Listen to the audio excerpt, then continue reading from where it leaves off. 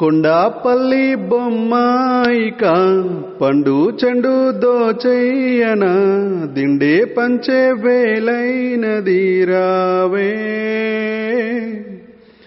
దిండే పంచే వేలైనది రావే.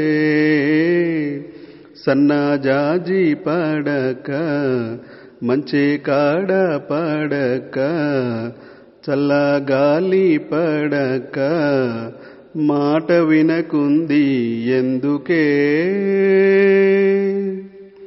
అడిగితే సిగ్గేసిందే సిగ్గులో మొగ్గేసిందే మొగ్గల బుగ్గే కందిపోయే.